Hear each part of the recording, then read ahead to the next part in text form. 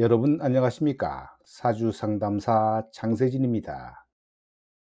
사주 명리학에서의 관성은 체면과 명예를 의미하지요.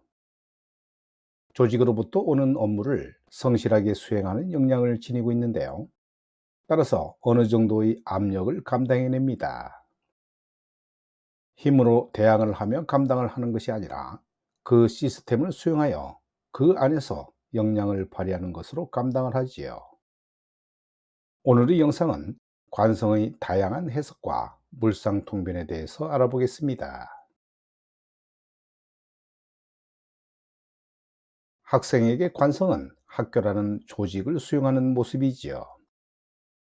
그래서 학생으로서 본분을 다하게 되는데요. 그렇다고 이것이 공부에 집중한다는 의미는 아닙니다. 단지 교육 시스템, 학교 시스템의 수능에서 주어진 최소한의 일만큼은 해낸다는 의미고, 또 체면과 명예를 따르는 속성으로 학창 시절부터 반장이나 회장 등에 관심을 갖기도 합니다. 이 학생에게 관성은 외모에 대한 관심이기도 하지요. 여자에게 체면과 명예는 외모 각국인데요. 그래서 기본적인 학업 환경에 순응하기도 하고 외모에도 관심을 두지만 솔직히 공부에 집중하는 모습은 아니지요. 교과서 사이에 거울을 놓고 칼빗으로 머리를 빗질하며 공부하는 모습입니다. 성인에 있어서의 관성은 찬란치 않은 모습이지요. 체면과 명예를 세우려고 체면치레하는 것을 좋아하는데요. 단체로 술 먹고 나서 먼저 지갑 꺼내는 사람의 모습이고, 돈이 아까우면서도 체면 때문에 술값을 계산하는 성향입니다. 또한 사치스러운 물건을 사거나 부자가 돈 자랑하는 모습이 관성이지요. 그래서 외제차를 사거나 건물을 짓는 등의 모습이 관성입니다. 직장인에게 관성은 내가 다니는 회사의 간판이며 과업이자 자리이지요. 직책은 권한을 말하며 관리자나 팀장, 경영진 등의 개념으로 이 모든 것을 인성이라고 합니다. 그래서 관성 하나만 잘생겨도 직급은 관리자인 부장급까지는 올라갈 수 있고 차관급까지도 가능하죠. 그러나 큰 권한을 누리거나 유지하려면 반드시 인성이 필요한데요. 대운에서라도 들어와야 합니다. 사업자에게 관성은 회사의 간판이자 업계에서의 유명세이죠. 이것을 좀 더 확장하면 우리 회사와 거래하는 거래처이기도 합니다. 왜냐하면 회사의 업력을 자랑할 때 우리 회사는 삼성전자나 구글과 거래한다 라고 자랑을 하지요. 그런 삼성전자나 구글 같은 모기업이나 거래처가 관성이 되기 때문입니다. 일반 음식점이나 편의점 같은 사업을 하는 사람에게 관성은 가게를 찾아오는 손님이 되지요. 손님이 많으면 자랑거리가 되고 음식점은 맛집으로 소문이 납니다. 그래서 일반 접객업으로 사업을 하는 경우가 됩니다. 노인에게 관성은 나이가 들어서도 책무가 주어진 상태이죠. 노인이지만 완장차고 다니는 모습이고 불리하게 풀이하면 질병을 안고 있는 모습인데요. 노인에게 압박이 있다는 것은 질병을 달고 산다는 의미가 되기 때문입니다. 일반적으로 재판에서의 관성은 심판관이 되지요. 정관은 합리적으로 집행을 해주고 판단을 해주지만 편관은 극단적으로 판단을 하는데요. 나에게 잘해주다가 어느 순간 뒤돌아서서 상대의 편을 들어주기도 합니다.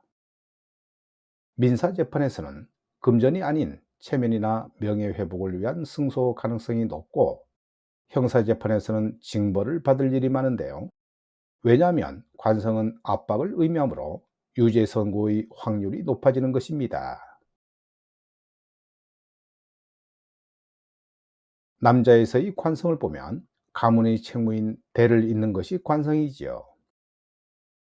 그래서 남자에게는 관성이 자녀이며 자녀를 생산하여 가문의 대를 이어야 합니다.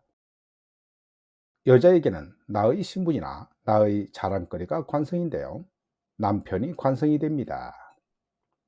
여자가 잘난 체를 할 때 남편의 잘난 점이나 잘된 점을 내세우기도 하고 또 자식이 잘 되거나 잘된 점을 자랑하게 됩니다.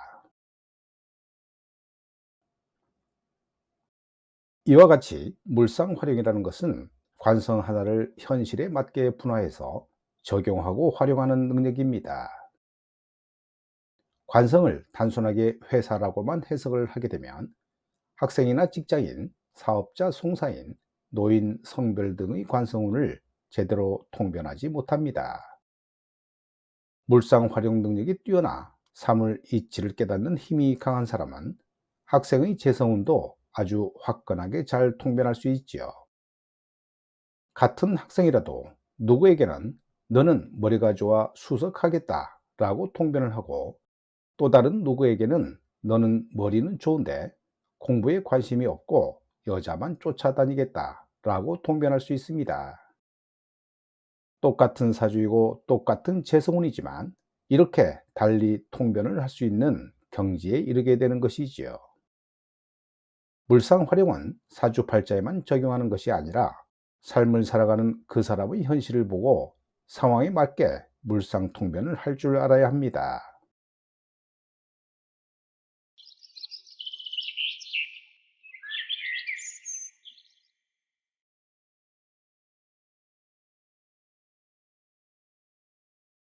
이 명조는 신월에 태어난 개미일주 남매인데요. 간단히 정유년을 보게 되면 천간 정화는 정임합으로 가게 되지요. 정화의 출처는 술중의 정화, 미중의 정화, 관에서의 투출인데요. 관과 관련된 편제라 보면 되고 단순히 편제라고만 보면 통변하기 어려워집니다. 그리고 천간 임수도 월지 신금 속의 임수가 투관했기 때문에 직장의 변화를 느낄 수 있는 한 해가 될 것 같네요.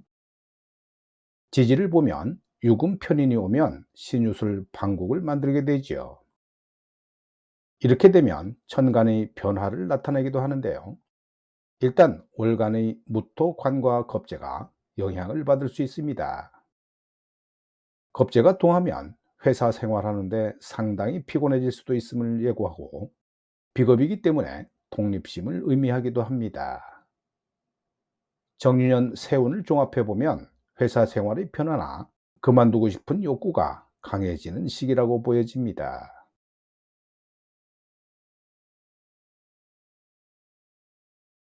이 명조는 신월에 태어난 기후일주여명으로 배우자운을 보겠습니다.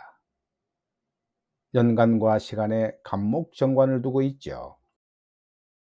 둘 다 일간인 나하고 합을 하고 있는데요.